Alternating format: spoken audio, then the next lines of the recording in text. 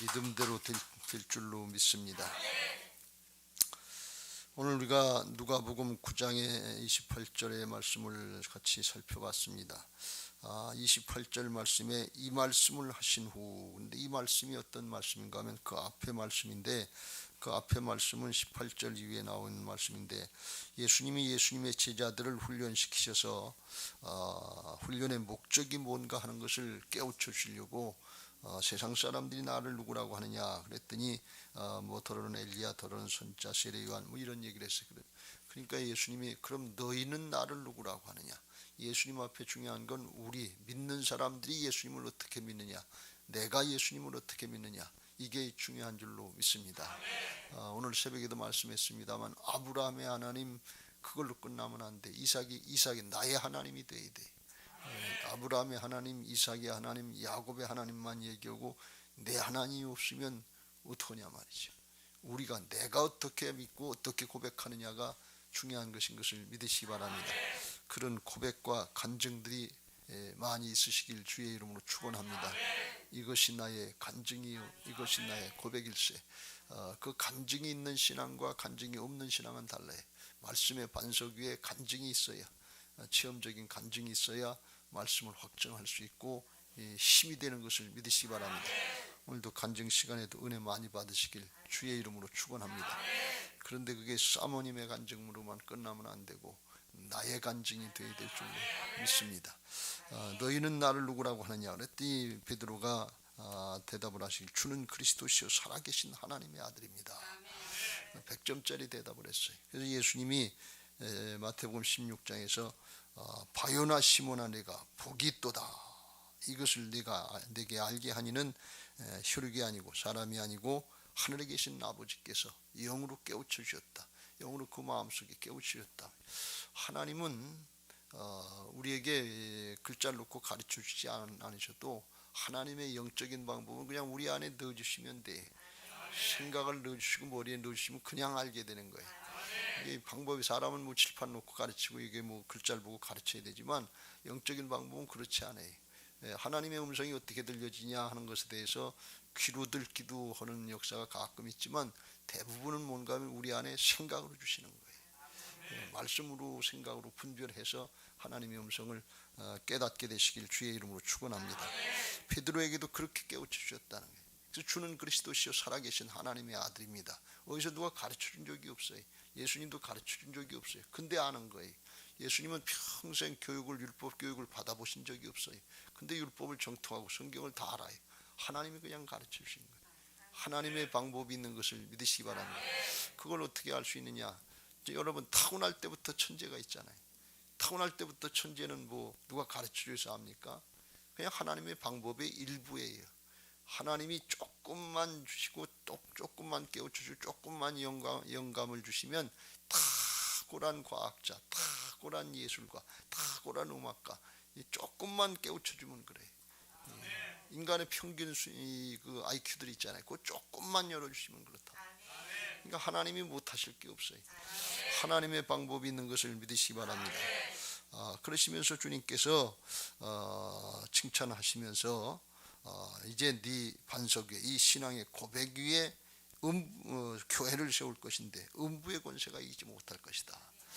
마귀가 이기지 못할 것이다. 그러면서 주는 그리스도시요 살아계신 하나님의 아들로 믿는 예수님을 하나님으로 믿고 이제 주님으로 믿는 그런 신앙으로 하면 사단이 방해를 못하고 그 위에 교회가 세워지면 반석 위에 세운 교회, 요동치 않는 든든한 교회가 되는 것을 믿으시기 바랍니다. 우리의 심령이 그런 교회가 되어야 될 것이고 또 우리 교회가 반석 위에 세운 교회가 되어야 될 줄로 믿습니다. 이렇게 하시고 주님께서 이렇게 칭찬하시고 그때 뭘 말씀하셨는가 하면 이제 조금 있으면 내가 예루살렘에 올라가서 장로들과 대제사장들과 서기관들에게 많은 고난을 받고 죽임을 당하고 제3일에 살아나야 될 것이다. 그래서 십자가를 감당하시고 3일 만에 부활하실 것을 말씀하셨어요. 그랬더니 그때 베드로가 앞을 가로막고 이제 불평하듯 하는 얘기가 주여 그리마옵소서 이 일이 결코 죽게 미치지 아니하리다 하면서 예수님이 하시려고 하는 하나님의 복음의 역사 이걸 가로막고 서는 걸 볼 수가 있어요. 이 베드로가 이렇게 가로막고 쓴 것은 예수님이 돌아가시고 사신다고 하는 거, 부활은 잘 안 믿어지고 돌아가신다고 하는 사실에 쇼크를 받은 거예요. 주님이 그렇게 능력을 가지고 지금까지 행하셔서 그걸 바라보고 따라오면서 예수님 따라다니면서 예수님이 예루살렘에 올라가시면 왕이 되시고 능력자가 되셔서 통치하고 다스릴 때 너는 좌측 나는 우측하면서 한 자리 차지할 줄 알았는데 돌아가신다고 그러니까 이게 큰일 아니에요. 자기들이 믿고 따라왔던 그런 꿈들이 다 하루아침에 망가지는 거예요. 그러니까 그렇게 되지 않게 아주 자기가 예수님 구해주는 것처럼 돌아가신다니까, 여기 유대교 지도자들에게 죽임당한다니까 그거 내가 막아주겠습니다. 예수님을 위하는 것처럼 그랬지만 사실은 자기 욕심이었어요. 그럴 때가 많잖아요. 겉으로다간 의분을 내는 것 같은데 속에는 자기 욕심 차려. 그게 우리가 속는 거건데 사단에게 속는 거예요. 그때 예수님께서 이렇게 책망하십니다. 사탄아, 내 뒤로 물러가라. 너는 나를 넘어지게 하는 자로다. 내가 하나님의 일을 생각하지 아니하고 도리어 사람의 일을 생각하는도다. 여기 우리가 속는 거예요. 하나님의 일을 생각하지 않고 사람의 일을 생각할 때 세상 신 사단에게 속아 넘어간다는 거예요. 자기가 우선되고 세상 일이 우선되면 백발백중 속아 넘어간다는 거예요. 그러니까 이게 우리가 가끔 여기 아주 잘 속아 넘어가요. 하나님 복 주시면 내가 그거 하겠습니다. 그런데 속은 뭔가 하면 하나님의 일을 하겠다는 것이 아니라 세상의 복을 더 받고 싶은 이런 마음들. 뭐 해주시면, 치료해 주시면 뭐하냐, 이게 자꾸 조건부를 걸어요. 근데 진짜 믿음은 뭔가 하면 그냥 있는 그 자리에서 하는 거예요. 그러면 하나님의 은혜로 바꿔주시고 치료해 주시고 축복하시는 것을 믿으시기 바랍니다. 너희는 먼저 그의 나라와 그의 일을 구하라. 뭘 먹을까, 뭘 마실까, 뭘 입을까 날마다 중요한 거지만 그거 이전에 먼저 하나님의 나라 일을 생각하라. 그래야 하나님을 먼저 생각하는 사람이 되는 거예요. 근데 우리가 자꾸 여기서 베드로처럼 세상 일을 먼저 생각하고 나를 먼저 생각하는데 그게 중심이 어디 있느냐를 나타내는 거예요.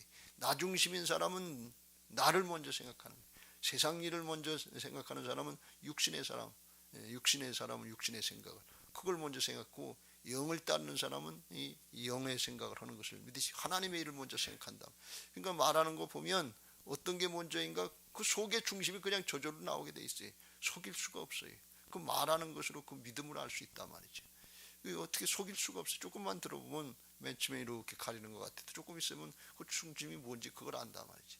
예수님이 대뜸 책망을 하신 거예요. 사탄아, 내 뒤로 올라가라. 너는 나를 넘어지게 하는 자로다. 내가 하나님의 일을 생각하지 아니하고 도리어 사람의 일을 생각하는도다 하시면서 하신 말씀이 그 유명한 누구든지 나를 따라오려거든 자기를 부인하고 자기 십자가를 지고 나를 따를 것이니라.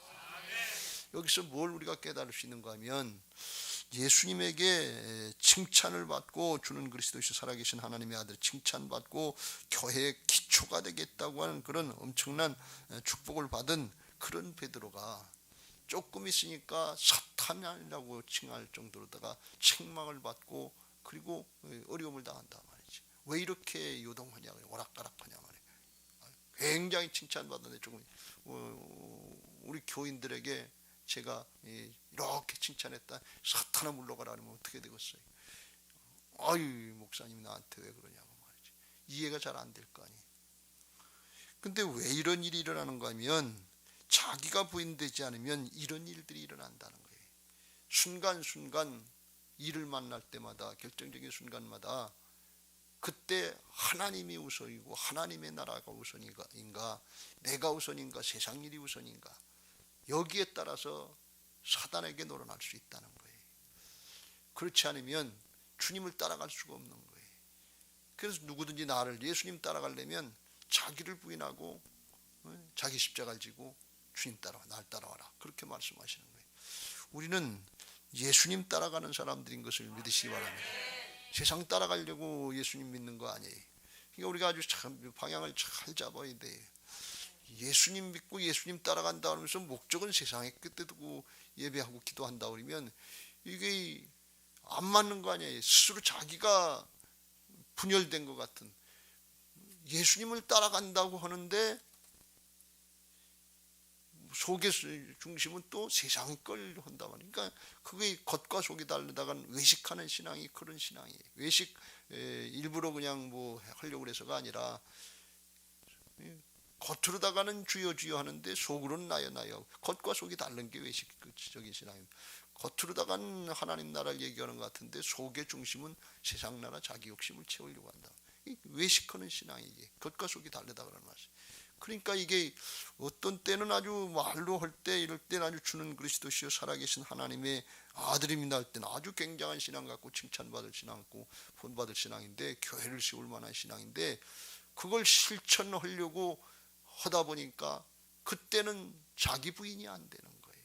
머리로 아는 것 같은데 십자가를 못 지는 거예요. 그러니까 그건 싫은 거예요.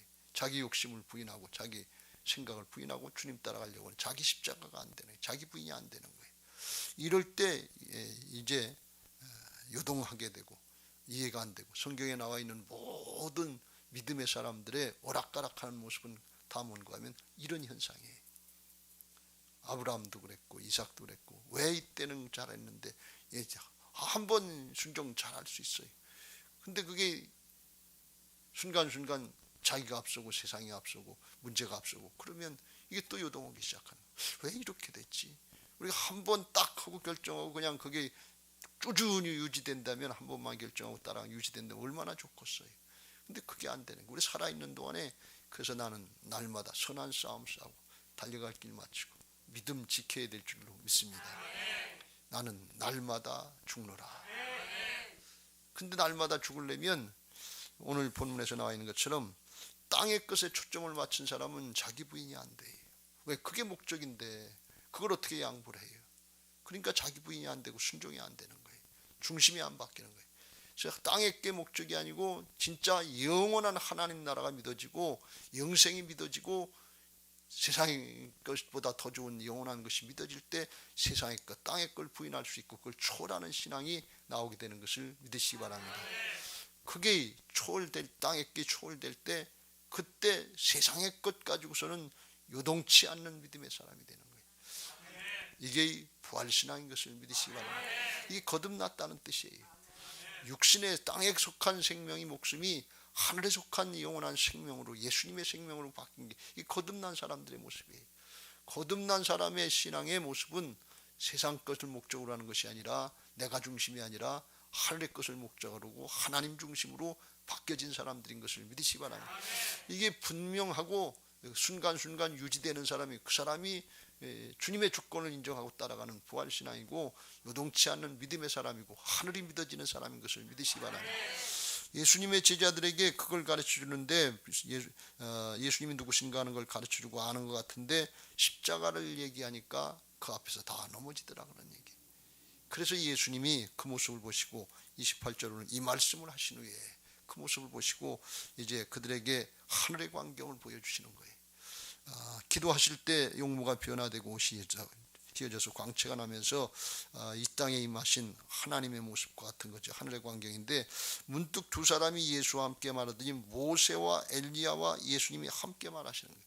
그러니까 예수님 당시에 모세와 엘리야는 2000년 전 또는 수백 년 전 사람이에요.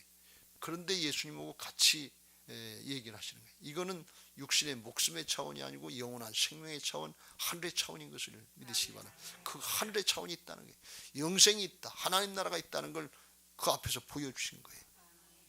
그런데 그걸 하려면 거기서 얘기하는 소리가 들리는데 31절 영광 중에 나타나서 장차 예수께서 예루살렘에서 별세하실 것을 말할세.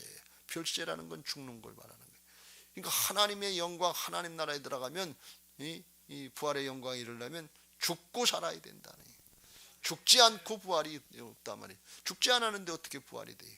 여러분 부활은 기절했다 깨나는 게 부활이 아니에요.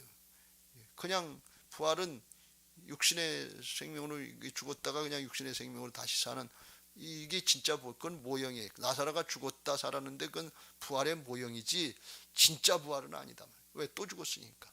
진짜 부활은 영원히 죽지 않는 것을 믿으시기 바랍니다. 영적인 역사예요 이건.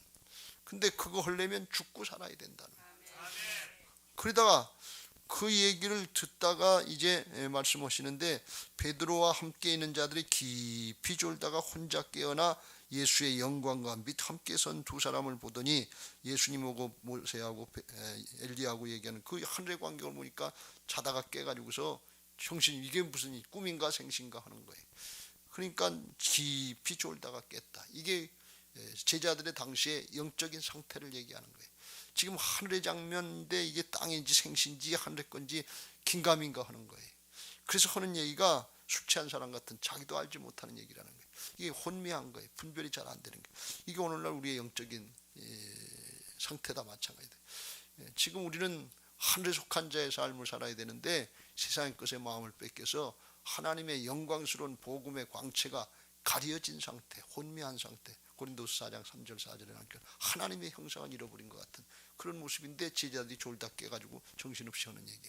그게 무슨 얘기를 했는가 하면 33절에 베드로가 두 사람이 떠날 때 베드로가 예수께 여짜오되 주여 우리가 여기 있는 것이 좋사오니 보니까 굉장히 좋은 거예요. 하늘의 광경인데 얼마나 좋겠어요. 우리가 초막셋을 짓되 하나는 주를 위하여 하나는 모세를 위하여 하나는 엘리야를 위하여 하사이다 하되 자기가 하는 말을 자기도 알지 못하다. 얘기를 하는데 이게 이 세상 얘기를 하는 건지 하늘의 얘기를 하는 건지 자기도 스스로 분별이 안 돼. 이게 영적인 상태예요. 우리가 지금 하늘에 속한 자의 말을 하는지 땅에 속한 자의 말을 하는지 하면서 그걸 분별하고 아는 사람들은 그건 영적인 분별력이 있는 탁월한 믿음의 사람들이에요. 근데 그거 그냥 막 말을 하는데 이게 내가 지금 하늘에 속한 자의 말을 하는 건지 땅에 속한 자의 말을 하는 건지 자기도 모르고 그런 개념조차도 없이 우리는 살아가는 그런 모습이나 마찬가지. 졸다 깨가지고 취중 또는 술 취해가지고 하는 얘기 뭐냐 영적으로 그런 취중에 하는 얘기면 정신없이 하는 얘기 그런 것 같단 말이지. 이게 뭐가 그랬는가 하면 지금 하나님 나라의 영광을 바라보고 나가려면 십자가를 통해서 부활로 나가야 되는 것을 믿으시기 바랍니다. 그래서 예수님도 죽으시고 예수님은 자기 죄 때문에 죽으시는 건 아니지만 온 인류의 죄악을 담당하시고 죽으시고 살아나셔서 엘리야와 모세와 같은 하늘의 영광 부활의 생명의 역사 하늘의 역사가 있을 것이다 하는 것을 보여주신 건데 베드로의 고백은 뭔가 하면 우리가 초막세를 인데 하나는 주를 위해서 하나는 모세를 위해서 하나는 엘리야를 위해서 여기서 하나님 나라가 이루어졌으면 좋겠습니다. 그런데 자기 십자가는 없는 거예요. 자기 죽음은 없는 거예요. 자기 부인은 없는 거예요. 고난 없는 영광을 바라보고 있다 그런 말씀. 이건 무슨 소리를 하는지 모르는 거예요. 이거 나중에 예수님 부인하고 도망가는 그런 모습으로 더 전락되는데 나중에 예수님이 회개하게 하시고 돌이키게 하셔서 살려주시지만 이때 상태는 그걸 잘 모른단 말이지. 그래서 이걸 통해서 우리가 깨닫게 하시는 것은 제자들의 모습이나 우리들의 모습이나 하나님 앞에 요동치 않는 믿음의 사람이 되려면 하나님 나라의 신앙으로 굳건하게 정리가 되어야 될 줄로 믿습니다. 그러려면 고난 없는 영광들 바라보지 마시고 십자가 다음에 있는 부활의 영광을 바라보시길 주의 이름으로 축원합니다. 그게 자기를 부인하고 주님을 따라가는 거예요. 부활신앙은 자기를 부인해야 그래야 주님의 주권이 인정되고 따라갈 수 있는 것입니다. 근데 우리는 자기 부인하는 건 안 하고 자기 양보하는 건 안 하려고 그러고 하나님의 은혜와 축복을 누리는 거 영원한 생명을 누리는 거 하나님이 함께 하신 임마누엘 역사를 누리는 거 이것들은 좋아하고 그것들은 바란다 말이지. 자기 고난 자기 부인 없는 자기 고난 없는 영광을 구하는데 그런 것은 한때는 잘하는 것 같은데 조금 있으면 또 팍 꼬꾸라지고 어떤 것이 진실인지 알 수가 없는 그런 상태가 오락가락한단 말이지. 그게 오늘 우리의 믿음의 현실이 아닌가 하는 것을 잘 생각하시고 고난 없는 영광 십자가 없는 부활을 생각하시지 말고 십자가의 자기 부인을 통해서 주님이 주인 되시고 주님의 생명이 나타나는 부활신앙에 이르게 되시길 주의 이름으로 축원합니다. 그래서 나중에 보니까 엘리야도 모세도 사라지고 소리가 그침에 오직 예수만 보이더라. 그 길을 가려면 오직 예수님만 의지해야 될 줄로 믿습니다. 주님만이 나의 길이요 생명인 것을 믿으시기 바랍니다. 예수님만이 십자가를 지시고 부활하셔서 우리의 구세주가 되시고 주님이 되시는 것을 믿으시기 바랍니다. 그 주님만 붙잡고 나갈 때 믿음의 주여 온전케 하시는 예수님 하늘의 영광을 위해서 땅의 걸 부끄럽게 생각하시지 않고 그걸 십자가를 감당하셨던 그 예수님의 모습 그걸 감당하려고 그럴 때 그때 요동치 않는 믿음이 되고 하나님이 우리의 주인 되셔서 우리를 붙잡고 일하시는 부활의 역사, 영원한 생명의 역사들에 쓰임받게 하실 줄로 믿습니다. 바라기는 짧은 인생 살아가는 동안에 우리의 욕심 가지고서 그리마옵소서 또는 무슨 얘기를 하는지도 모르고 우리가 여기 있는 게 좋으니 좋다고 그러면서 하는데 자기 상태를 모르는 그런 모습이 아니고 먼저 내 욕심, 내 생각, 내 판단, 내 야망 이거 부인되고 주님의 말씀이 믿어지고 하늘이 믿어지는 영원한 것이 믿어지는 그런 신앙에 이르시길 주의 이름으로 축원합니다. 그럴 때 우리 교회가 든든하게 세워지고 거기서부터 생명력이 나타나서 주 예수를 믿으라 그리하면 너와 네 집이 구원받는 역사가 나타나고 목장이 번성하고 다음 세대에 생명력 있는 신앙들이 계승되는 역사도 있고 다음 세대들이 불같이 일어나는 역사가 있게 될 줄로 믿습니다. 여러분 모두에게 오늘도 그런 은혜가 있기를 위해서 기도하는 시간 되시길 주님의 이름으로 축원합니다. 말씀 붙잡고 우리가 부족한 것도 있고 많고 그렇지만 십자가 붙잡고 자기를 부인하려고 그러면 부활의 생명에 이르게 하실 줄로 믿습니다. 거친 세상에서 실패하거든 그 손 못자국 만져라. 고된 일 하다가 힘을 얻으리 그 손 못자국 만져라. 그 손 못자국 만져라. 그 손 못자국 만져라. 주가 널 지키며 인도하시리 그 손